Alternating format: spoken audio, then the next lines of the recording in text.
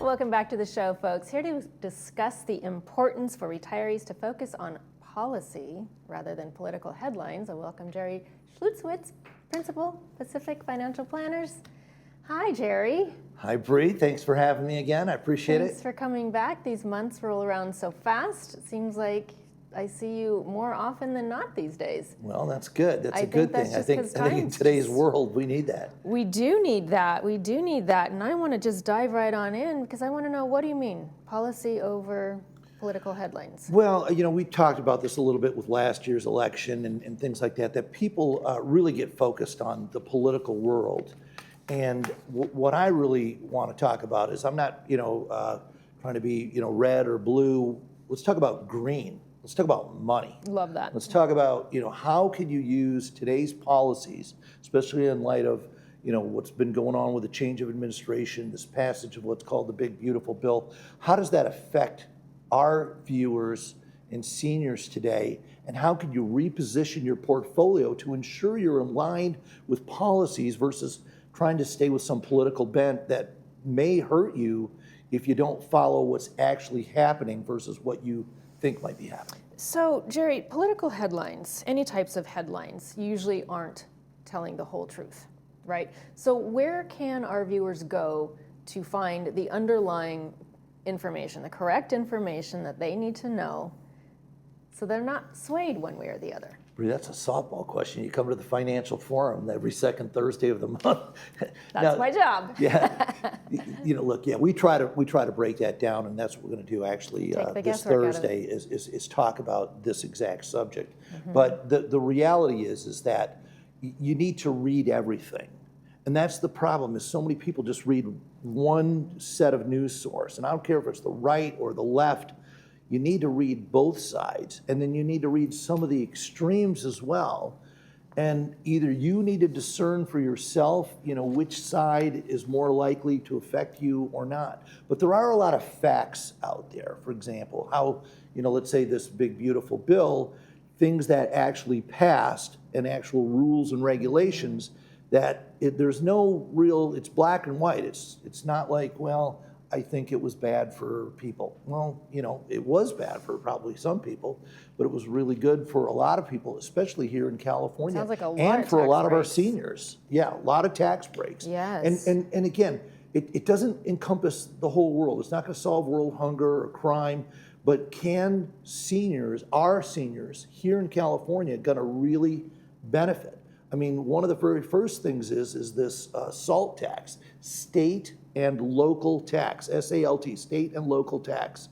So what they did is California, back when this first bill was passed, Tax and Job Act of 2017, it capped $10,000 as a deduction on your income taxes for your state and local taxes. Well, that includes property taxes and your state income taxes and any local taxes. Well, if the average home now in California is $1 million, now not here in the village, but in Orange County, it's $1 million. Well, your state property taxes are going to be $11,000 a year, 1.1% of the sale price. Well, you'd only be able to write off $10,000. Well, what about your state income taxes? You get to write off none of that. Mm-hmm. Now it's up to $40,000 based on income thresholds. That's going to be huge for a lot of our viewers. The second one is anyone 65 and older on Social Security, you get an additional $6,000 benefit to your single deduction. So you're going from, it was $15,000, now it's going to basically $23,000 deduction for individuals and like $46,000 for married couples for just your standard deduction as opposed to non-itemized. That's a huge increase in tax savings. And I think a lot of people will realize this come next year. Now, can you make decisions today based on knowing that you might have more money in your pocket? Absolutely. You've got to refine your portfolio and make sure it's in accordance with what some of these bills are. Right, right. So interest rates remain a little sticky. So how is that playing into, we've got the big, beautiful tax bill. So that's passed and sitting on the side waiting for people to take advantage of it. But then we have the interest rate situation. Yeah, there's a whole nother thing, Bree, is that Again, it gets political, and I'm not being political at all. I'm just being factual. 38 years in the business. I'm on my 39th year. You've probably seen a lot. I've seen a lot. I've seen heavy inflation. I've seen high interest rates. And again, the early 80s, the interest rates of the, when they were like 19% CDs and things like that in the early 80s, that's what stimulated me to get in the whole investment world. I realized then, I said, I've got to figure out how this money thing works. And it was because I bought a 19% CD. 9 months later, they only wanted to give me 14%. And I said, why, how? And I said, gosh, I got to figure out. I was going for engineering, which figures out how things work. And I said, I've got to apply this to money. And I was like 19 years old. And I said, I think if you figure out this money thing, I could have a pretty good life. It worked out. So in the end here is we have inflation numbers came out today, 2.7%. And there's still people talking about, well, the tariffs and this and that. Hey, it might happen. I agree, it might, but it's not today. We got to live in the here and now. Again, I'm not being political, but the Federal Reserve Board meets 8 times a year, and they can have an emergency meeting whenever they want, like that. Okay, on a day's notice, they can have an emergency meeting.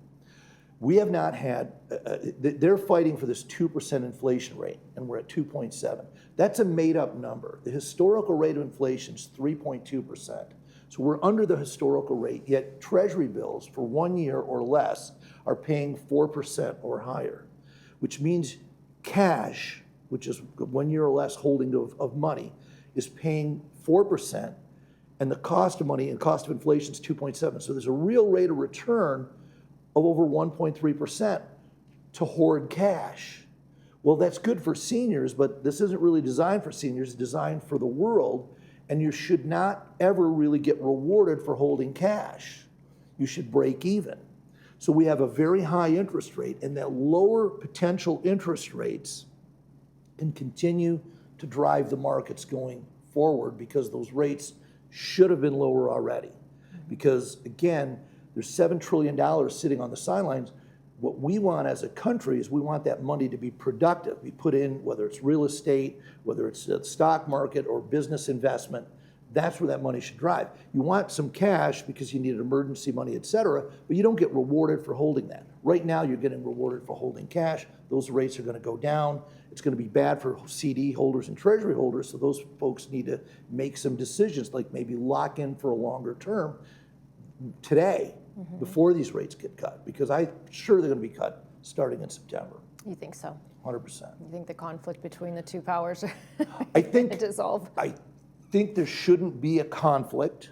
I think the conflict is political. It is. But when you look at policy, the conflict should be your interest rate by the Fed should be equal to inflation. That's what it should be. So it could drop over 1%, and it probably will over time.